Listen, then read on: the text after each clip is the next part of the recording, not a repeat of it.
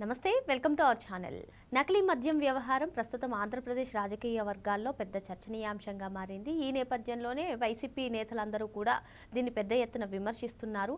మరి ఈ నకిలీ మద్యం వ్యవహారం పెద్ద కుంభకోణమని, దీంట్లో చంద్రబాబు నాయుడు గారి పాత్ర ఉంది అంటూ అవినాష్ రెడ్డి చేస్తున్నటువంటి కామెంట్స్ని ఏ విధంగా చూడాలి తెలుసుకునే ప్రయత్నం చేద్దాం. దీన్ని విశ్లేషించడానికి మనతో పాటుగా ఉన్నారు సీనియర్ జర్నలిస్ట్ సత్యమూర్తి గారు. నమస్తే సార్. నమస్కారం అండి. నకిలీ మద్యం వ్యవహారం ప్రస్తుతం ఏపీలో చర్చనీయాంశంగా మారింది సార్. మరి ఆఖరికి వైసీపీ నేతలందరూ అయిపోయారు. ఆఖరికి అవినాష్ రెడ్డి గారు కూడా ఇది అతిపెద్ద కుంభకోణం అని, ఇందులో చంద్రబాబు నాయుడు గారి పాత్ర ఉందని చెప్పి ఆయన చెప్తున్నారు. మరి అవినాష్ రెడ్డి గారు కూడా ఇటువంటి స్టేట్మెంట్ ఇవ్వడాన్ని ఏ విధంగా చూడాలంటారు? ఏం చెప్తారు? అంటే మీరు ఇంట్రడక్షన్ చెప్తున్నప్పుడే నాకైతే నవ్వు ఆపుకోలేకపోతున్నాను నేను. మరీ పగలబడి నవ్వలేం కాబట్టి కొంచెం నవ్వుని ఆపుకున్నా, కంట్రోల్ చేసుకున్నా. వైఎస్ వివేకానంద రెడ్డి అని ఒక ఆయన ఉండేవాడు. ఆయన సాక్షాత్తు జగన్మోహన్ రెడ్డికి బాబాయ్, సొంత బాబాయ్, అంటే వాళ్ళ నాన్న తమ్ముడు. వైఎస్ రాజశేఖర్ రెడ్డికి రాజకీయ వారసుడు కూడా ఆయనే. చాలా తలలో నాలుకలాగా ఉండేవాడు.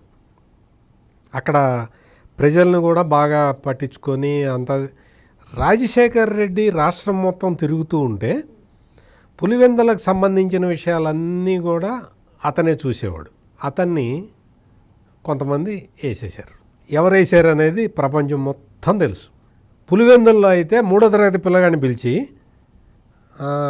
తమ్ముడు వైఎస్ వివేకానంద రెడ్డిని ఎవరు వేశారు అంటే పూసగుచ్చినట్టు కథ మొదటి నుంచి చెప్తాడు. అంత popular YS Vivekananda Reddy murder case అనేది, అంత పాపులర్. అటువంటి మర్డర్ జరిగినప్పుడు నారాసుర రక్త చరిత్ర అని రాశారు సాక్షి పేపర్లో. నారాసుర రక్త చరిత్ర అని పెట్టి చంద్రబాబు నాయుడుది నిలువెత్తు ఫోటో వేసి ఆయన చేతిలో కత్తి పెట్టి ఆ కత్తికి రక్త బొట్లు కారుతున్నట్టుగా పెట్టి వేసేశారు. ఆ తర్వాత ఏం జరిగింది? బాబాయ్ని హూ కిల్డ్ బాబాయ్ అని పెద్ద చర్చ జరిగింది. హూ కిల్డ్ బాబాయ్? Accused number 8 YS Avinash Reddy, 7 వాళ్ళ నాన్న. అంటే ఇక్కడ వైఎస్ అవినాష్ రెడ్డి వచ్చేసి కుంభకోణం జరిగిపోయింది, కుంభకోణంలో ఎంత కుంభకోణమో కూడా చెప్తున్నాడు. 5,392 కోట్ల రూపాయల 50 పైసలట. అంటే కుంభకోణం పైసలతో సహా కుంభకోణం విలువ ఎంతో చెప్పేస్తున్నాడు. అంటే ఎట్ట కనపడుతున్నారు జనం? నువ్వు ఆ వివేకానందరెడ్డి మర్డర్ కేసులో ఏం జరిగిందో అందరికీ తెలిసినా కానీ నువ్వు వచ్చి నీ మీడియా ద్వారా, నీ ఛానల్ ద్వారా ఎన్ని అబద్ధాలు ప్రచారం చేసావు. మర్డర్ జరిగిన తర్వాత గొడ్డలు పెట్టి వేశారన్న విషయం అప్పటికింకా పోలీసులే చెప్పలే. అంటే ఇంకా పోస్ట్ మార్టం రిపోర్టే రాలే. జగన్మోహన్ రెడ్డి హైదరాబాద్ నుంచి వెళ్ళి గొడ్డలతో వేశారు, ఫస్ట్ ఇక్కడ వేశారు, సెకండ్ ఇక్కడ వేశారు, బాత్రూంలో వేశారు, అదంతా గడిగారు అని మర్డర్ సీను మొత్తాన్ని జగన్మోహన్ రెడ్డి ఎక్స్ప్లెయిన్ చేసి చెప్పాడు. ఎట్ట చెప్పావు? నీకెట్ట తెలుసు? అయిందా? తర్వాత దాన్ని కుట్లు వేయించి అవి అదంతా మనకు తెలిసిందే. నీకు మర్డర్ జరగటానికి ముందు కొంతమంది ఫోన్ చేశారు. ఎవరికి చేశారో అందరికీ తెలుసు. మర్డర్ అయిపోయిన తర్వాత వర్క్ ఫినిష్డ్ అని ఫోన్ చేశారు తెల్లవారుజామున 3:30 ఎవరికి చేశారో, ఎవరు ఫోన్ అందుకున్నారో, ఆ ఫోన్ అందుకొని వేరే వాళ్ళకి ఎట్లా చెప్పారో, ఆ చెప్పిన తర్వాత బాబాయ్ నో మోర్ అని ఎవడు చెప్పాడో మొత్తం తెలుసు. ఆ తర్వాత మేనిఫెస్టో కమిటీని మొత్తం బాబాయ్ నో మోర్ అని చెప్పి కంటిన్యూ ఎట్లా చేశారో. మేనిఫెస్టో ముఖ్యమా, బాబాయ్ లైఫ్ ముఖ్యమా? అయినా సరే మేనిఫెస్టో కమిటీ మీటింగ్ కంటిన్యూ ఎవరు చేశారో ప్రపంచం మొత్తం తెలుసు.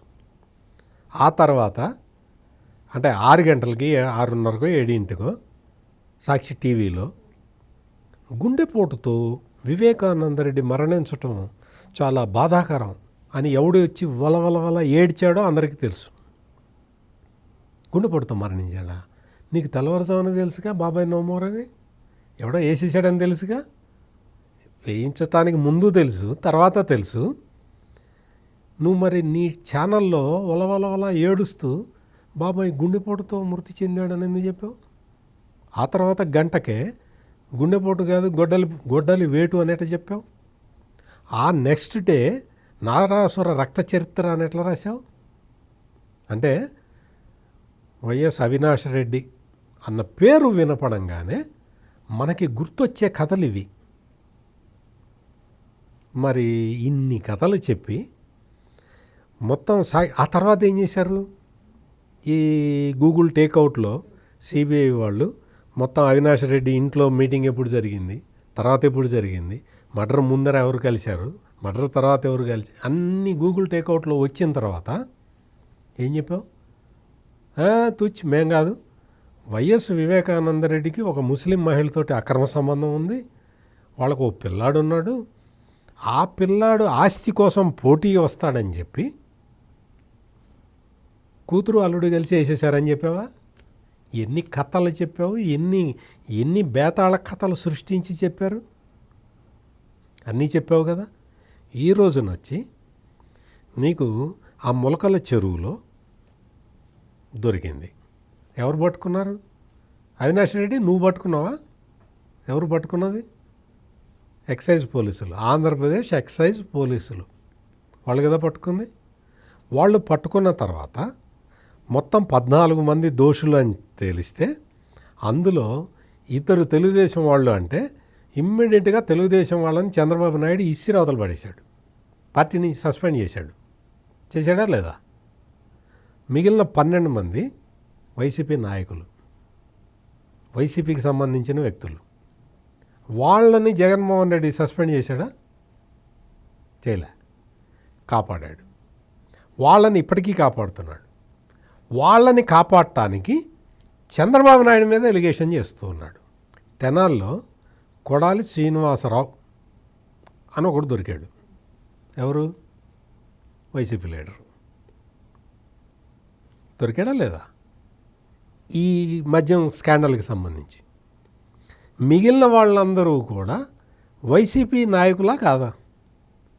నీకు ములకల చెరువులో ఎమ్మెల్యే వైసీపీ, ఎంపీ వైసీపీ, మండల ప్రెసిడెంట్ వైసీపీ, అక్కడ మొత్తం జిల్లా పార్టీ అధ్యక్షుడు, మొత్తం అంటే వాళ్ళ పార్టీకి సంబంధించిన నాయకులు, మొత్తం అక్కడంతా తంబళ్ళపల్లిలో మొత్తం వైసీపీ నాయకులే ఉన్నారు. తెలుగుదేశం వాడు వెళ్ళి అక్కడ ఈ అక్రమ మద్యం వ్యాపారం చేయగలుగుతాడా? చేయనిస్తారా? ఎట్లా సాధ్యమవుతుంది? వ్యాపారం చేసింది నువ్వు, పట్టుబడ్డది నిన్ను పట్టుకున్నది పోలీసు వాళ్ళు పట్టుకుంటే చంద్రబాబు నాయుడు చేశాడంట. నువ్వు పట్టుకుంటే జగన్మోహన్ రెడ్డో అవినాష్ రెడ్డో వచ్చి ఇగో ఇక్కడ అక్రమ మద్యం తయారు చేస్తున్నారు అని పట్టుకుంటే అప్పుడు నువ్వు ఏదన్నా చెప్పొచ్చు. పట్టుకుంది ఎవరు? ఎక్సైజ్ పోలీసులు కదా. కేసు పెట్టింది ఎవరు? ఎక్సైజ్ పోలీసులు కదా. వాళ్ళని పార్టీ నుంచి సస్పెండ్ చేసింది ఎవరు? చంద్రబాబు నాయుడు కదా. మరి చంద్రబాబు నాయుడికి సంబంధం ఉందంటావేంటి? ఇవన్నీ ఈ చిన్న చిన్న లాజిక్లన్నీ అవినాష్ రెడ్డికి గుర్తురావు కానీ రాష్ట్ర ప్రజలందరికీ గుర్తొస్తుంది. అందుకని ఇక్కడ మద్యం, అక్రమ మద్యం తయారు చేసే డంపు మొత్తాన్ని పట్టుకున్నారు. దాని వెనక ఎవడున్నాడో మొత్తం పీకారు, మొత్తం బయటకు వచ్చారు. రేపు ఎల్లుండో మొత్తం అందరిని అరెస్ట్ చేస్తారు. ఎక్కడ తమ్మళ్ళపల్లి, ఎక్కడ తెనాల్లో ఈ వైసీపీ నాయకుడు అన్నాబత్తుని శివకుమార్ ఉన్నాడు. అతనికి సంబంధించిన వ్యక్తి శ్రీనివాసరావు. అతను మీకు వైసీపీ క్యాండిడేట్ అంటే, తెనాలి వైసీపీ క్యాండిడేట్ అంటే పోలింగ్ రోజున ఒకడిని పట్టుకుని లెంపకాయ కొట్టాడు. ఒక ఓటర్ అయిపోవా లైన్లోకి రా అంటే, నన్ను లైన్లో రమ్మంటావా? నేను జగనన్న మనిషిని, నేను లైన్లో ఎందుకు రావాలి అని ఓటర్ని కొట్టిన వ్యక్తి అతను. ఓటర్ తిరిగి కొట్టాడు. ఆ సంఘటనలో అతని మీద, ఓటర్ మీద దాడి చేసిన వాళ్ళల్లో ఈ శ్రీనివాసరావు ఉన్నాడు. వైసీపీ నాయకులందరూ ఈ అక్రమ మద్యంలో ఉంటే దాన్ని కూటమి ప్రభుత్వం బయటికి తీసుకొస్తే ఈరోజు నాటకాలు ఈ వైఎస్ అవినాష్ రెడ్డి లేకపోతే ఆ పేరుని నాని వీళ్ళు వచ్చి పెద్ద నాటకాలు. ఇంకొక అతను ఉన్నాడు, ఆ జోగి రమేష్, అతను వచ్చి ఏదో చెప్తున్నాడు, అంత అక్రమ మద్యం. నీ కొడుకు అగ్రిగోల్డ్ భూములు కాజేసిన కేసులో పోలీసులు వచ్చి పట్టుకుంటే, అరెస్ట్ చేస్తే ఏమన్నావు? ఒకసారి ఆలోచించుకో. వల్ల ఏడ్చావు. నీ భార్యను తీసుకొచ్చి నా కొడుకు ఫారెన్లో ఉన్నాడు, ఫారెన్లో చదువుకున్నాడు, అటువంటి వాడిని కూటమి ప్రభుత్వం అక్రమంగా అరెస్ట్ చేస్తున్నది, అది ఇదని చెప్పించావా లేదా? అంటే నీకు ఇప్పుడు ఆ కేసు ఇంకా అయిపోయింది, కొడుకును వదిలేశారు అన్న ధైర్యం వచ్చిందా? ఈవెన్ మంత్రిగా ఉన్నప్పుడు కూడా జగన్మోహన్ రెడ్డి హయాంలో ఈ కల్తీ మద్యం వల్ల పోతే పోనీయండి పోతే అన్నాడు చచ్చిపోతే చాలామంది చచ్చిపోతారు అన్నాడు ఇతను. అదే కాదు, ఇతని జోగి రమేష్ తెలుగుదేశంలో రావటానికి పట్టుకొని కాళ్ళు లేవు, అందరి కాళ్ళు పట్టుకున్నాడు. మొత్తం అదేదో తెలుగుదేశం వాళ్ళు ర్యాలీ పెడితే ఆ ర్యాలీలో వెళ్ళి పార్టిసిపేట్ చేశాడు. ఎట్లన్నా సరే తెలుగుదేశంలో చేరాలని. నేను చేర్చుకోలే తెలుగుదేశంలో. దాంతో ఇప్పుడు ఈ డ్రామా మొదలుపెట్టాం. అందుకని ఈ డ్రామా ఆర్టిస్టులు అందరూ కూడా, నేరపూరిత స్వభావం కల వీళ్ళందరూ ఈ రోజున నేరాన్ని కూటమి ప్రభుత్వం మీదకి తొయ్యాలని శతవిధాల ప్రయత్నం చేస్తున్నారు. ప్రజలకు ఈ విషయం అర్థమైపోయింది. జగన్మోహన్ రెడ్డే ఈ మద్యం దీని కుంభకోణం వెనక ఉన్నాడు అనేది స్పష్టంగా అర్థమైపోయింది. నెక్స్ట్ దర్యాప్తులో కూడా అదే తెలుస్తుంది. మొత్తం రేపు అరెస్ట్ చేసే వాళ్ళందరూ కూడా వైసీపీ నాయకులే ఉంటారు. మరో అంశంతో మళ్ళీ కలుద్దాం. Thank you sir. నమస్కారం.